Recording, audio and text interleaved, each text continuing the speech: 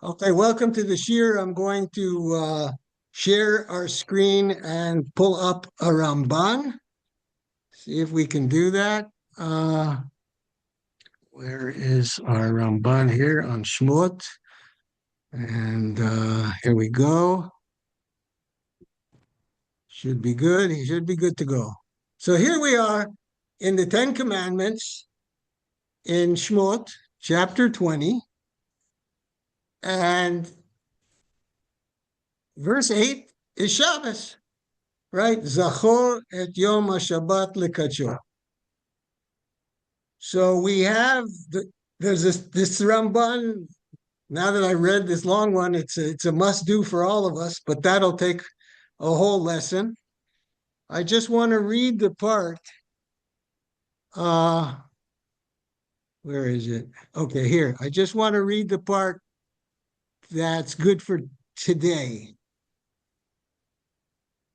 Because you know what we have Zachor v'Shamor, right? Zachor is a positive commandment, and Shamor is a lo ta'aseh, right? Don't be machal Shabbos. That's how we say it. And so, listen to this Ramban here. I think you can all see it. This is where I'm going to read. Everyone see my cursor? Yeah? See it? Yes. See it circling? Yeah, thank you. It is also true that the attribute of remembering is alluded to in a positive commandment and issues forth from the attribute of love to that of mercy. For he who does his master's command is beloved of him, and his master shows him mercy. But the attribute of shamor, observing, is alluded to in a negative commandment, which goes to the attribute of justice and issues forth from that of fear. For he who guards himself from doing anything which does not please his master does so out of fear for him. It is for this reason that a positive commandment is greater than a negative commandment. So I don't know why. So first of all, in Hebrew, it's even more powerful. But I found this paragraph very, very beautiful in sort of giving you the bigger picture about approaching anything, being active or passive or avoiding or not doing something. It all relates to a certain totality. So now that we've said all of that, let's start tonight's shir with a list. We go to the Gemara and Sanhedrin, and strangely enough, everyone can see this, right? Tanu Rabbanan Sheva. There's a hand up. There's a hand up. Yeah. Oh, I have a quick question which I want to ask now before I forget it. So remembering trumps, so to speak, observance.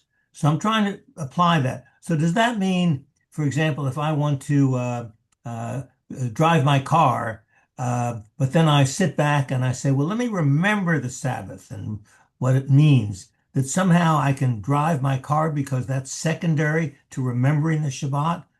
I don't understand. well, so clearly, you could make that argument, but if you went and asked for that question in a halachic context, they would say you can't make that argument. But yes, that's the concept. Okay. So that's why I was asking earlier, Jeff, not to answer a question, but to ask a question. Once I own a mitzvah, is it still just an objective criteria? You know, that this defines, turning the key in your car and starting an engine. You're not allowed to do that on Shabbos. Or once I shake a lulav very differently than any other person in the world because I'm a unique person and they're a unique person. So all of these things are things that I want us to think about and share and talk about. So good. Your question is good. And I sort of half answered it. Right, Jeff? Half answered it. Okay. Yeah, yes. Okay. Tanu Rabbanan. So Sheva Mitzvot nitztavu bnei Noach. So here, the Gemara from the get-go says 7 from the get-go.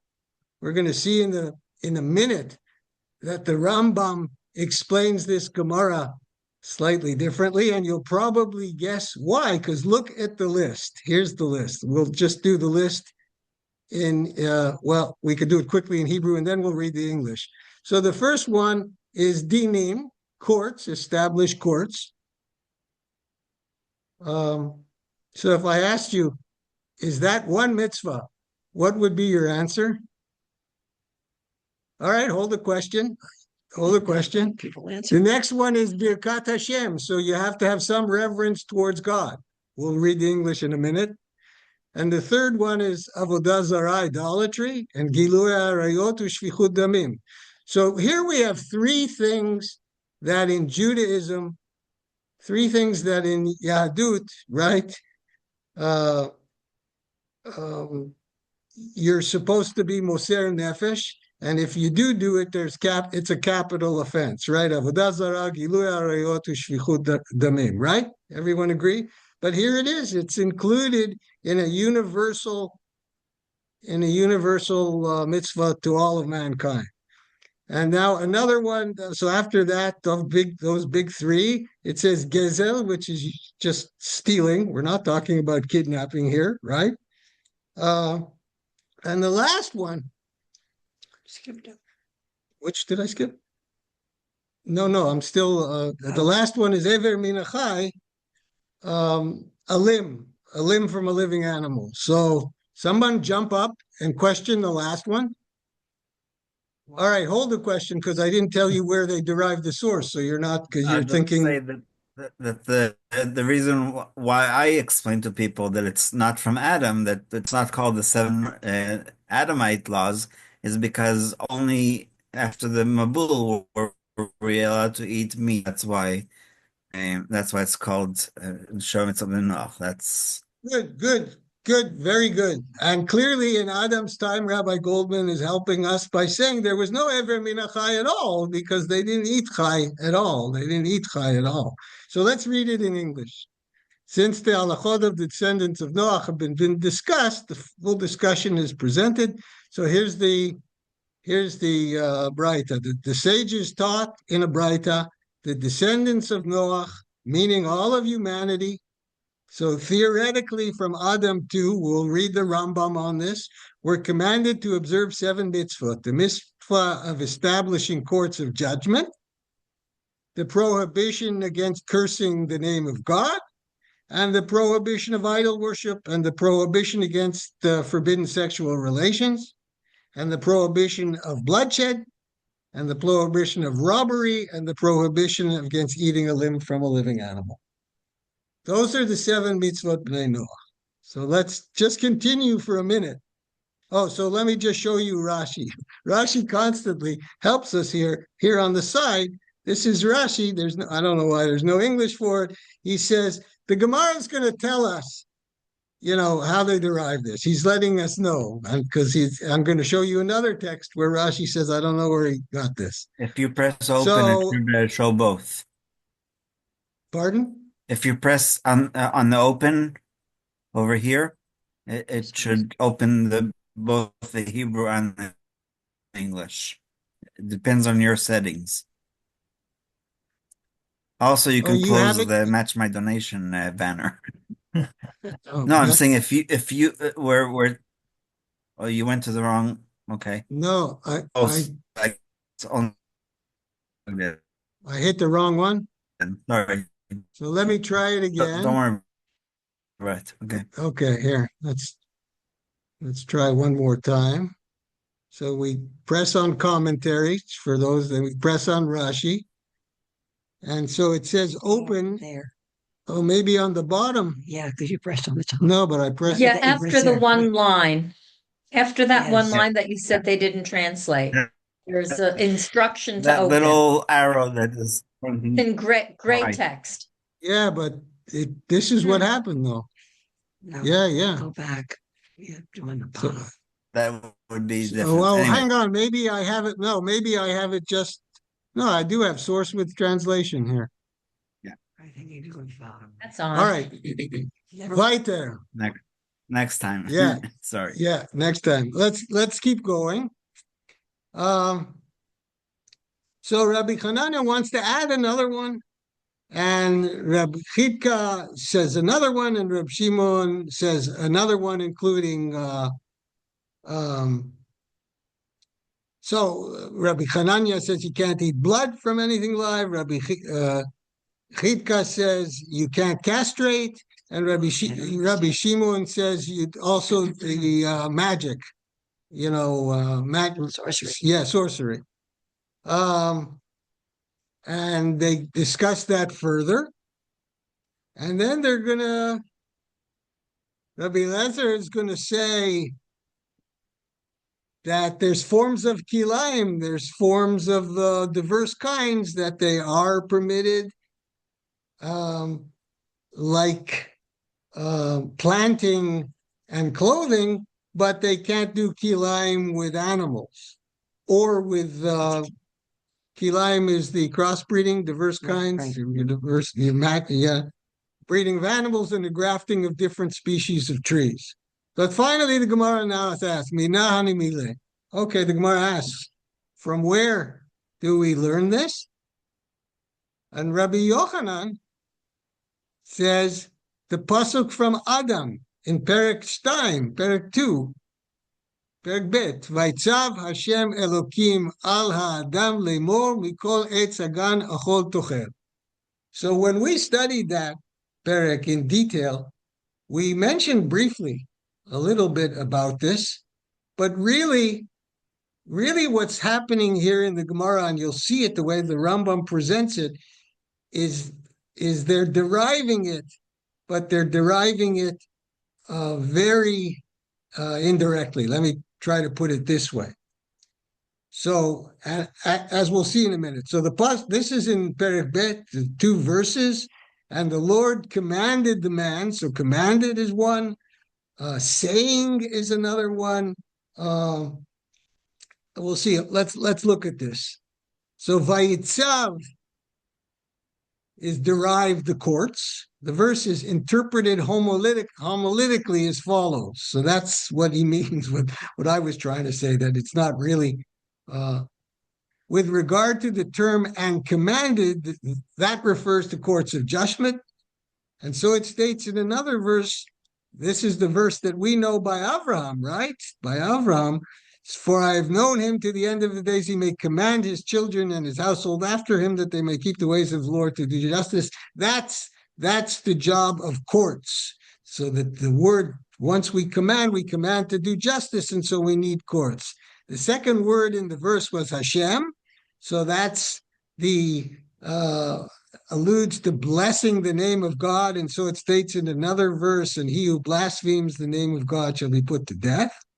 God refers to Elokim, refers to Avodah Zarah, idol worship.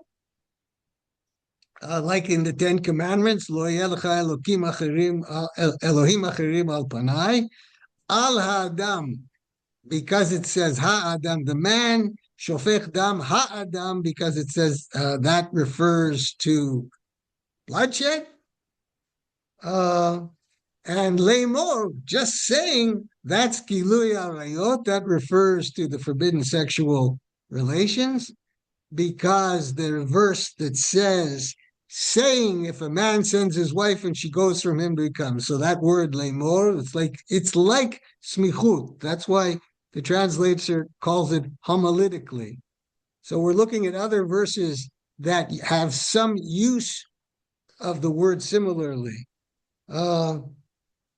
And finally, of every tree of the garden alludes to the fact that one may partake only of items that are permitted to him as they belong to him, and he may not partake of stolen items, which is interesting. You may eat freely alludes to the fact that one may eat fruit, but not a limb from a living animal.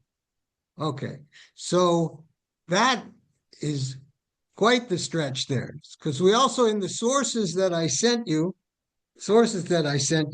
I also sent you to chapter 9, I believe, I don't remember, by Noach. But let's look at it now in the Rambam. We're still pretty in the Rambam. So I like to always remind you how you can get there by yourself.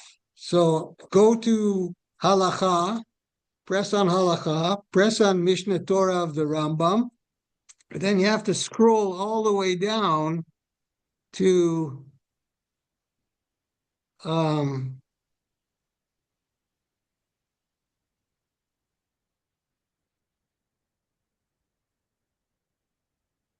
past Nizikim, past Kinyan, to Sefer Mishpatim. No, Sefer Shoftim, sorry. They Sefer Shoftim, and you go to this that's called Mlachim u'Milchamot, Kings in War. And now it's chapter 9. Press on chapter 9. That was the link I gave you. Let's see if there's English. Yes, there's English here. So here he starts off. Well, let's just go to the English. Pretty straight up in the English. So, by the way, I did bring up the Kesef Mishnah is here too on the Rambam. And he takes us back to this Gemara that we just did. He takes us back to that Gemara. Okay, so now 6 precepts were commanded to Adam. The prohibition against worship of false gods, the prohibition against cursing God, the prohibition against murder, the prohibition against incest and adultery, the prohibition against theft, the command to establish laws and courts of justice. So his order is slightly different than the order in the Gemara, even though he received all these commands from Moshe. So it's Kabbalah mi Moshe. That's what he means. And furthermore, they are concepts which intellect itself tends us to accept. So he's also pointing us a little bit to what we would call derech eretz. It appears from the Torah's words that Adam was commanded concerning them. So he takes a very, very cautious use of language, having read the Gemara that we just read. He continues sort of along the lines of what Rabbi Goldman said. The prohibition against eating flesh from a living animal was added for Noach. As Genesis 4 states, that's the verse I gave you in the notes. Nevertheless, you may not eat flesh with its life, which is blood. Thus, there are 7 mitzvot. So basically, from chapter 9 on, we ate meat. These matters remained the same throughout the world until Avram. When Avram arose, in addition to these, he was commanded regarding circumcision. So that's a commandment from the Torah, from Hashem. He also ordained the morning prayers. Isaac separated tithes and ordained an additional prayer service before sunset, mincha. Jacob added the prohibition against eating the gid hanasheh. I guess we call it the sciatic nerve. He also ordained the evening prayers. In Egypt, Amram was commanded regarding other mitzvot. Ultimately, Moses came and the Torah was completed by him. So we have an introduction to the list of Sheva Mitzvot B'nai Noach, but I still want to deal with the topic in terms of discussion of, so I'm going to shut the recording off, but I want us sort of to discuss, so how does a commanded mitzvah meet from what the Rambam calls a logical, what language did he use? Right, these concepts which intellect itself tends to accept, how do they all meet together? And once they do meet, does it matter? So I'm going to stop the, I guess the recording so we can just talk.